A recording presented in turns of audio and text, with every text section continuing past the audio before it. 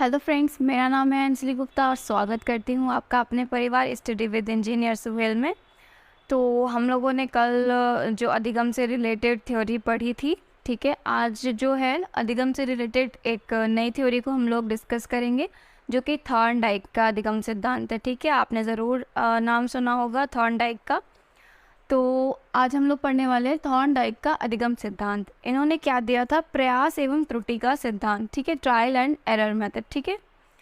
तो प्रयास एवं त्रुटि का सिद्धांत कहता क्या है? प्रयास मतलब थॉर्नडाइक का कहना था कि जितना ज़्यादा हम प्रयास करेंगे और फिर उतनी ही जो है ऐसा तो नहीं है कि एक बार प्रयास करने पे सही चीज़ें हो जाएंगी। अगर बच्चा कुछ लिखने की कोशिश करता है तो वो गलत करता है, फिर उसे इरेज करता है, फिर अच्छे से बनाता है लेटर, ठीक है। या कोई काम करता है तो उसे बिगड़ता है, फिर अच्छे से करता है, फिर उससे बिगड़ता है, फिर अच्छे से करता है। या फिर आपने कहानी सुनी होगी मटके की, जो दो ग्रुप को मटके को बनाने को दिया गया। तो जो पहला ग्रुप है उसको बोला गया कि आपको परफेक्शन के साथ जो है एक मटका तैयार करना है, ठीक है ना। और दूसरे ग्रुप को बोला गया कि जो मटका है उसे आपको ये नहीं देखना है कितने मटके तैयार करने हैं, आप जितने ज़्यादा हो सके उतने मटके तैयार कर दीजिए, ठीक। तो जो पहला ग्रुप था वो सिर्फ परफेक्शन में ही लगा रहा, ठीक है, कि एक मटका जो है वो अच्छा बनाना है, परफेक्ट बनाना है। और जो दूसरा ग्रुप था उसने ना कि सिर्फ बहुत सारे मटके बनाए, बल्कि उनके जो मटके में परफेक्शन भी आने लगा पहले ग्रुप के अकॉर्डिंग। तो कहानी में क्या कह रहे हैं कि जो हम लोग अगर प्रयास करते जाएंगे बार बार तो वो चीज़ बाद में परफेक्ट हो ही जाएगी। भले ही गलतियाँ होंगी स्टार्टिंग में, लेकिन बाद में तो वो अच्छा हो जाएगा ना। तो प्रयास एवं त्रुटि का सिद्धांत भी कुछ ऐसा ही है थॉर्नडाइक के, कि पहले तो आप गलतियाँ करेंगे, प्रयास करेंगे और फिर उसमें गलतियाँ भी करेंगे और उसके बाद जो है वो चीज़ों को सीख जाएंगे, ठीक है ना। तो देखते हैं थॉर्नडाइक की जो थ्योरी क्या कहती है। थॉर्नडाइक का पूरा नाम है एडवर्ड ली थॉर्नडाइक, ठीक है ना। और ये एक अमेरिकन साइकोलॉजिस्ट थे, ठीक है, आपको याद रखना ये एक अमेरिकन साइकोलॉजिस्ट थे। इन्होंने चयन एवं संयोजी शब्द दिया। इन्होंने कौन से शब्द दिए? चयन एवं संयोजी शब्द दिया। और थॉर्नडाइक की थ्योरी को एसआर बॉर्न थ्योरी भी कहते हैं ना, एसआर थ्योरी भी कहते हैं। किसने दी एसआर थ्योरी पूछ लिया जाता है। एसआर थ्योरी थॉर्नडाइक ने दी। एक एसआर थ्योरी जो है वो वाटसन ने भी दी है, लेकिन जो पहली एसआर थ्योरी है वो किसने दी है? थॉर्नडाइक ने। एस मतलब स्टिमुलस, उद्दीपक, और आर मतलब रिस्पॉन्स यानी अनुक्रिया, ठीक है ना। तो उद्दीपक मैंने कल की क्लास में भी अच्छे से समझाया था क्या होता है। इस समय जो है उद्दीपक का काम क्या करेगा आपके लिए? आपका एग्ज़ाम, ठीक है ना। आपका एग्ज़ाम आपके लिए उद्दीपक है, इसीलिए तो आप अनुक्रिया कर रहे हैं, मतलब कि क्लास ले रहे हैं, पढ़ रहे हैं। तो उद्दीपक क्या है आपका? जो कि आपकी क्रिया करवाए, अनुक्रिया करवाए, ठीक है ना। तो जो इनकी थ्योरी है इसको संबंधवाद सिद्धांत और बॉन्ड थ्योरी भी एस कहते हैं। एस आर बॉन्ड, ठीक है, S stimulus, R for response, ठीक है। तो ये बताते हैं कि एस और आर के बीच में संबंध किस तरह से है, ठीक है ना। तो इसीलिए इस थ्योरी को बॉन्ड थ्योरी भी कहते हैं। अब आगे देख लेते हैं। थॉर्नडाइक जो है वो सहभागिता से अधिगम की बात करते हैं। थॉर्नडाइक कैसे लर्निंग की बात करते हैं? सहभागिता से अधिगम की बात करते हैं, ठीक है ना। अब देखते हैं थॉर्नडाइक ने जो है प्रयोग किस पे किया। ये आपसे एग्जाम्स में बहुत पूछते हैं, थॉर्नडाइक ने किस पर प्रयोग किया था? तो वो किया था बिल्ली पर प्रयोग किया था, ठीक है। तो इसकी जो स्टोरी है वो आपने पहले पढ़ी भी होगी, और नहीं पढ़ी तो वो स्टोरी इस तरह से है कि जैसे जो बिल्ली है उसको एक पिंजरे में बंद करके रखा है। वो एक भूखी बिल्ली है, ठीक है ना, उसको बहुत भूख लगी है, और एक तो वो पहले से ही भूखी है, और उसके आगे फिर एक मछली को रख के उसके पिंजरे के आगे रख दिया जाता है, ठीक है ना।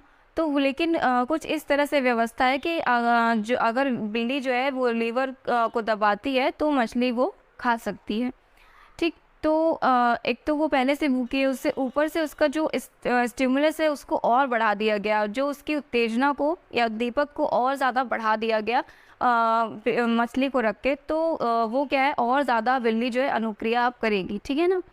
तो वो पिंजरे में जो है वो कूदना शुरू कर देती है इधर उधर, और फिर गलती से उसका पैर जो है वो लीवर पर पड़ जाता है, जिसके बाद उसको मछली मिल जाती है खाने को।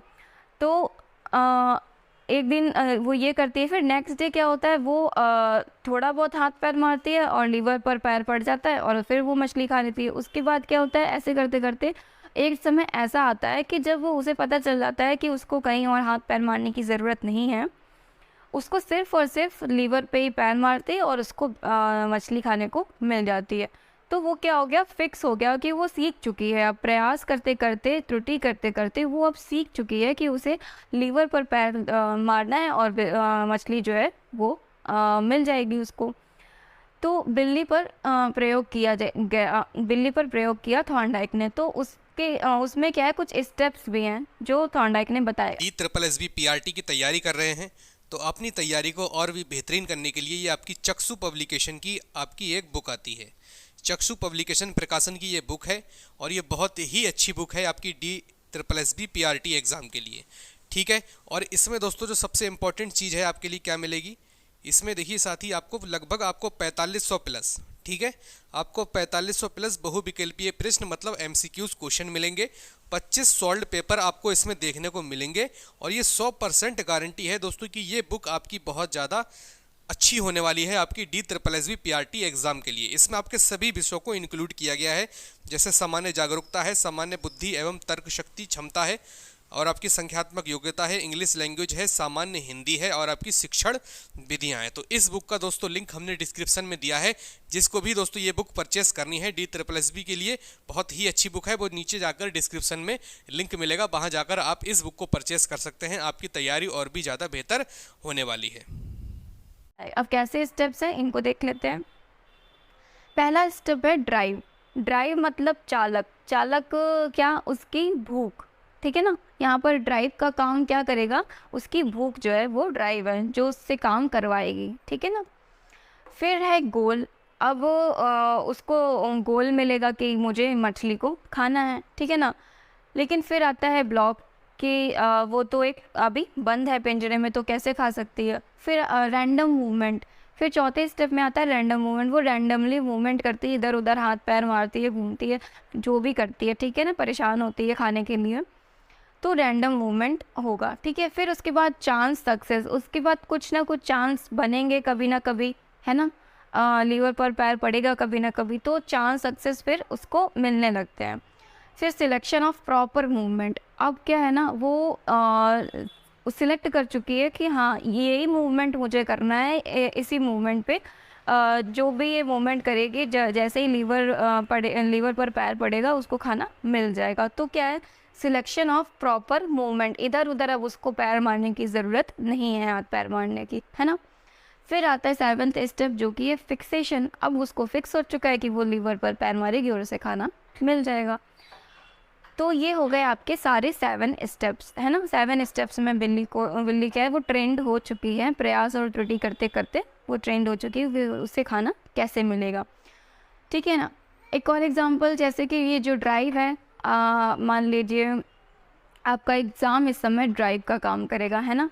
तो उसके बाद आप गोल सेट करेंगे, है ना। फिर कुछ ब्लॉक भी आएंगे कि क्या करना है, कैसे पढ़ना है, किसकी क्लास लेनी है, ये सब, ठीक है ना। फिर आप रैंडम मूवमेंट करेंगे कि इसका देखते हैं, उसका देखते हैं, उसका देखते हैं कि कहाँ ज़्यादा बेस्ट है ना।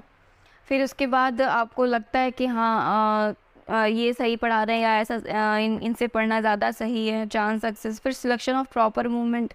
आप देखते हैं कि जो है इनकी क्लास या जो भी है प्रॉपर तरीके से चल रही है, तो इस पे स्टक रहना सही रहेगा। फिर आप क्या है, फिक्सेशन कर लेते हैं। तो मैंने 2 एग्जाम्पल से, मतलब एक तो बिल्ली का जो है वो तो है ही प्रोसेस, बाकी एक और एग्जाम्पल से आपको समझाने की कोशिश की है कि ये स्टेप्स हैं क्या, ठीक है ना। तो इसी प्रकार जो है थॉर्नडाइक ने बिल्ली पर प्रयोग किया और प्रयास एवं त्रुटि का सिद्धांत दिया, ठीक है ना। फिर हम देख लेते हैं कि बुक्स जो थॉर्नडाइक ने बुक्स दी हैं, बुक्स लिखी है कौन सी है। एक है एजुकेशनल साइकोलॉजी, फिर है एक एनिमल इंटेलिजेंस, ठीक। तो ये किसने दिया, थॉर्नडाइक ने, एजुकेशनल साइकोलॉजी और एनिमल इंटेलिजेंस। इनकी और भी सारी बुक्स हैं, मगर ये दोनों जो है ज़्यादा इम्पॉर्टेंट है, ये दोनों जो है ज़्यादा बार एग्ज़ाम्स में पूछी गई हैं, ठीक है ना।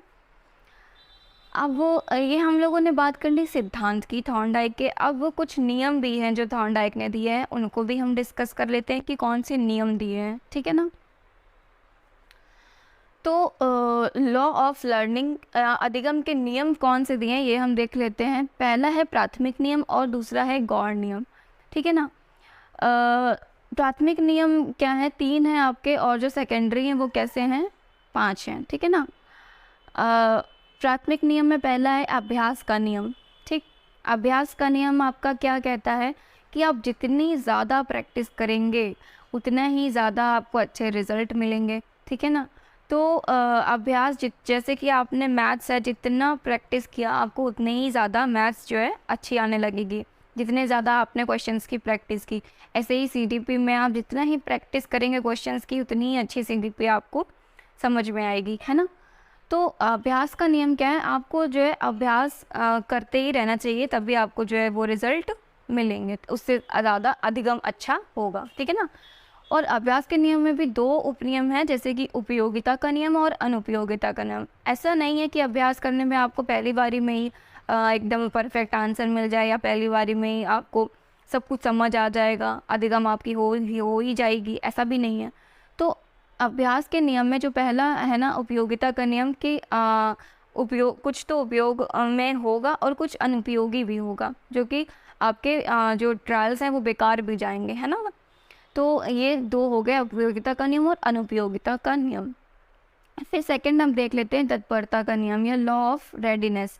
तत्परता का नियम क्या होता है कि जब तक आप किसी काम को करने के लिए तत्पर नहीं होंगे, रेडी नहीं होंगे, तब तक आप वो काम कर ही नहीं पाएंगे, आपका मन ही नहीं लगेगा, तो फिर अधिगम कैसे होगा, लर्निंग कैसे होगी। तो किसी भी काम को करने के लिए आपको तत्परता होना ज़रूरी है। जैसे कि जब हम देखते हैं बच्चों को अगर स्कूल भेजना है, तो फिर स्कूल रेडीनेस जो प्रोग्राम्स भी चलाए जाते हैं कि बच्चे जो है वो आने के लिए उत्सुक तो हों, तभी तो वो कुछ सीखेंगे आके, है ना। तो स्कूल रेडीनेस का जो प्रोग्राम है वो इसीलिए चलाए जाते हैं कि बच्चे जो है लर्निंग के लिए रेडी तो हों, वो आए तो उन्हें माहौल अच्छा लगे, है ना। तो तत्परता का नियम हमारा इसका सेकंड जो है नियम है। फिर है प्रभाव का नियम, लॉ ऑफ इफ़ेक्ट।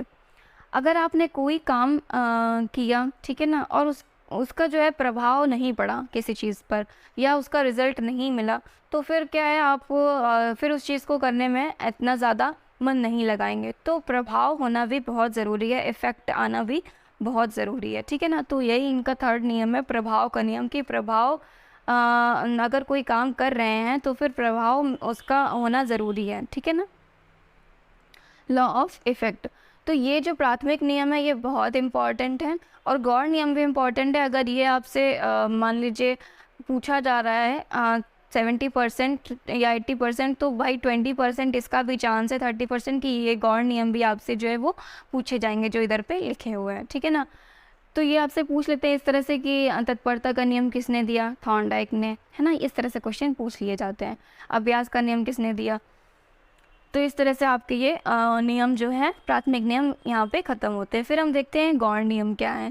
पहला है बहु अनुक्रिया का नियम, ठीक है। बहु अनुक्रिया का नियम क्या है कि एक क्रिया को आप बार बार बार बार बार बार कर रहे हैं, और जिससे कि आपकी लर्निंग अच्छी होती जा रही है, ठीक है ना।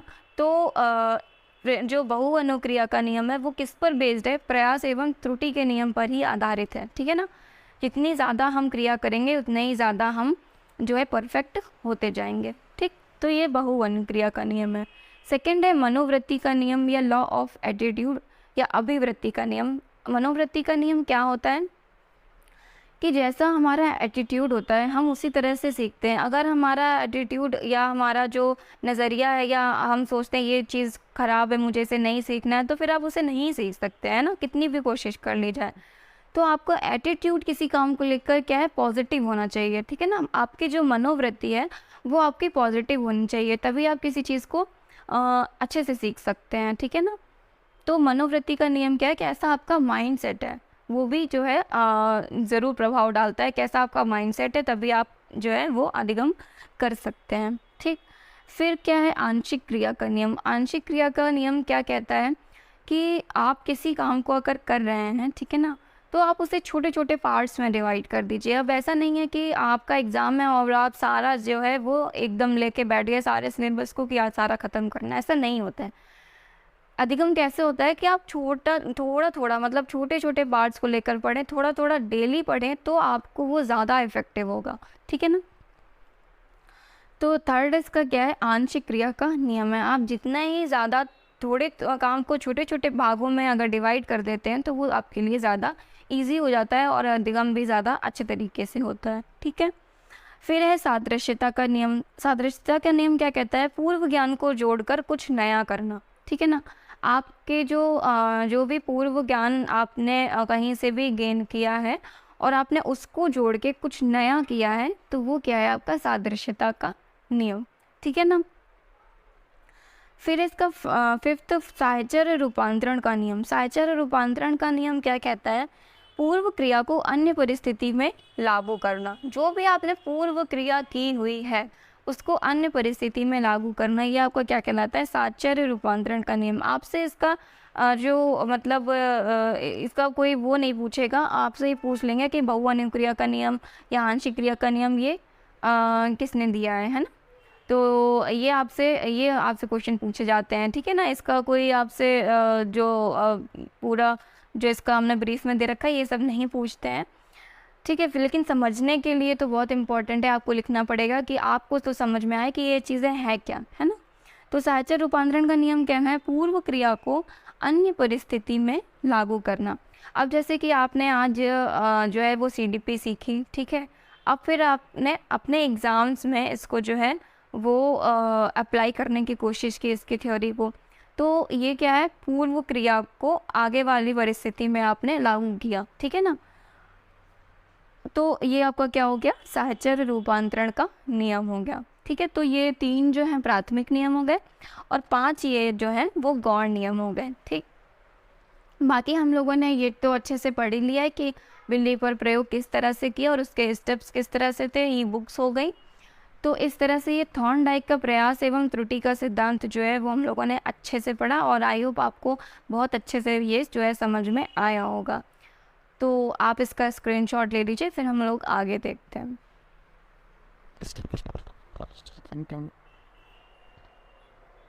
कि हम लोगों ने जो है वो थॉर्नडाइक की थ्योरी को डिस्कस किया। अब हम लोग बात कर लेते हैं जो है गेस्टाल्टवादी सिद्धांत क्या होता है। कोहलर, आपने नाम सुना होगा कोहलर का प्रयोग, तो उसके बारे में जो है वो आज पढ़ लेते हैं। इनकी थ्योरी का नाम है अंतर्दृष्टि या सूझ का सिद्धांत, ठीक है ना, इनसाइट थ्योरी ऑफ लर्निंग, ठीक है। जो कि किस में आता है, आपका गेस्टाल्ट सिद्धांत भी कहते हैं इसे, समग्राकार सिद्धांत या कोहलर का सिद्धांत कहते हैं। अब देखिए गेस्टाल्ट जो कोहलर थे वो गेस्टाल्टवादी थे, ठीक है। गेस्टाल्ट होता क्या है, ये जो चीज़ों को है वो कैसे देखते हैं, एक समग्र रूप में देखते हैं, ठीक है ना। तो देख लेते हैं कि आगे क्या है इसमें। 1920 में जर्मनी में गेस्टाल्ट संप्रदाय का उदय हुआ, ठीक है ना। जर्मनी में गेस्टाल्ट संप्रदाय का उदय हुआ, ठीक है। संप्रदाय से संबंधित 3 व्यक्ति थे जिसका नाम आपको याद रखना है, मैक्स वर्दिमर, कोहलर और कोफका, ठीक है ना। 3 नाम आपको याद रखने हैं। मैक्स वर्दिमर जो थे वो क्या है, प्रवर्तक हैं गेस्टाल्ट सिद्धांत के, और कोहलर क्या है, इन्होंने प्रयोग किया था। प्रयोग किस पे किया था, सुल्तान पर, जो कि चिंपैंजी था, है ना। और फिर कोफका क्या है, सहयोग करता, ठीक है ना। तो 3 ये नाम है, ये तीनों ने जो है वो कुछ कुछ चीज़ें गेस्टाल्ट वाद में की हैं, ठीक है ना। अब गेस्टाल्ट होता क्या है देख लेते हैं। गेस्टाल्ट है ह्यूमन माइंड परसेप्शन। गेस्टाल्ट क्या है, ह्यूमन माइंड परसेप्शन, मतलब लोग कैसे किस चीज़ को किस नज़रिए से देखते हैं, वो क्या है आपका गेस्टाल्ट। गेस्टाल्ट क्या है, जर्मन लैंग्वेज का एक शब्द है। तो इसका मतलब क्या होता है, ह्यूमन माइंड परसेप्शन, यानी कि परसेप्शन मतलब नज़रिया, आपका किस तरह का एटीट्यूड है किसी भी चीज़ को लेकर, आप किस नज़रिए से देखते हैं किसी चीज़ को, ठीक है ना। Founder of gestalt psychology 5 phenomenon है। जो गेस्टाल्ट साइकोलॉजी के जो फाउंडर हैं वो कौन है, 5 फेनोमेनन, ठीक है ना। लेकिन जो प्रवर्तक हैं वो कौन है, मैक्स वर्दिमर, ठीक। अब देखते हैं main idea behind this theory क्या है। इस जो थ्योरी के पीछे जो मेन आइडिया वो क्या है, the whole is greater than the sum of its part. ठीक, तो जो मतलब इन बोल गेस्टाल्टवादी का कहना था कि जो हम होल चीज़ें देखते हैं वो उनके पार्ट से ज़्यादा बड़ा होता है। जैसे कि एग्जांपल, अगर आप किसी पेड़ को देखते हैं, ठीक है ना, अगर आप पूरे पेड़ को देख रहे हैं तो वो क्या है, होल चीज़ है, वो क्या है, बड़ा है, होल चीज़ है। और अगर आप रूट्स लीव्स को देखते हैं तो वो उसके पार्ट्स हैं जो कि छोटे हैं। तो ट्री क्या है, बड़ा है। तो भले ही मिला के वो रूट्स लीव्स और सब कुछ मिला के वो ट्री बनेगा, लेकिन जो हम लोग नज़रिया देखते हैं कि ट्री हमें क्या है, वो ज़्यादा बड़ा दिख रहा है। तो ये वही चीज़ है, the whole is greater than the sum of its part. ठीक है ना। अब देख लेते हैं कोहलर का प्रयोग क्या था। कोहलर ने प्रयोग किया सुल्तान पर। ठीक है, ये आपसे एग्जाम में पूछ लेते हैं कोहलर ने किस पर प्रयोग किया। ठीक है, सुल्तान नामक चिंपैंजी पर प्रयोग किया था। दो प्रयोग थे, एक बॉक्स वाला प्रयोग था और एक छड़ी वाला प्रयोग था। एक प्रयोग तो आपने सुना होगा कि जिसमें बंदर को जो है वो बनाना खाना होता है और फिर वो मतलब सोचता है कि अब क्या किया जाए, कैसे वो बनाना ऊपर से मुझे मिलेगा, तो वो बॉक्सेस रख के वो जो है उस तक पहुंच जाता है। ये वाली आपने सुनी होगी। और एक छड़ी वाला प्रयोग भी है। ठीक है ना। तो कोहलर ने सुल्तान नामक चिंपैंजी पर जो है वो प्रयोग किया था। अब हम देखते हैं स्टेप्स ऑफ इनसाइट है क्या। इनके भी कुछ स्टेप्स हैं, देख लेते हैं। जैसे कि पहला स्टेप है सिचुएशन। ठीक है ना, पहला स्टेप है इसमें सिचुएशन। आपको सिचुएशन दी जाएगी कि परिस्थिति कैसी है। ठीक, फिर आपको जो इसमें प्रॉब्लम ढूंढना है कि इसमें समस्या क्या आ रही है इसके बीच में। ठीक है, फिर आप हाइपोथेसिस करते हैं, मतलब उसको जो है और सोचते हैं कि परिकल्पना करते हैं, इमेजिन करते हैं कि इसका क्या क्या सॉल्यूशन हो सकते हैं, हम कैसे इसको सॉल्व कर सकते हैं प्रॉब्लम को। तो आप हाइपोथेसिस करते हैं उस समय।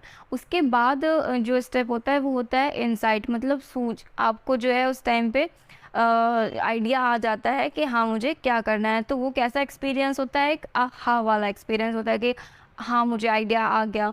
तो ये क्या है, इनसाइट। उस समय आपको क्या होता है, सूझ आ जाती है। तो ये क्या है, चारों स्टेप से पहले सिचुएशन कैसी होगी, फिर उसमें प्रॉब्लम ढूंढनी है, उसके बाद करते हैं आप हाइपोथेसिस, और फिर उसके बाद आता है आहा वाली सिचुएशन, दैट इज़ इनसाइट। ठीक है ना। तो इसके 4 स्टेप्स हैं, स्टेप्स ऑफ इनसाइट के जो है 4 स्टेप्स है कोहलर ने जो प्रयोग किए उसके। ठीक है ना, 4 चरणों में बताया है। फिर हम देख लेते हैं कि जो बुक है कोहलर की, वो कौन सी है, मेंटलिटी ऑफ ओप्स। ठीक है ना, इनकी बुक है mentality of ops, important book है। तो आई होप ये आपको ज़्यादा बड़ी थ्योरी नहीं थी, आपको आराम से समझ में आई होगी। और आगे भी हम जो इसकी अधिगम से रिलेटेड जो कुछ थ्योरी बची हुई हैं उसको हम आगे वीडियोस में करेंगे। और फिर आपके जो है वो फिर छोटे छोटे टॉपिक्स बचे हुए हैं वो भी सारे कंप्लीट करवा देंगे। पर आप लोगों की भी रिस्पॉन्सिबिलिटी है कि सारे जो नोट्स वो अच्छे तरीके से बनाएं और उन्हें याद करें और डेली बेसिस पर, और क्वेश्चन प्रैक्टिस भी ज़रूर करें। ठीक है, तो आप इसका जो है वो स्क्रीनशॉट ले सकते हैं। और मिलते हैं नेक्स्ट वीडियो में, तब तक के लिए नमस्कार।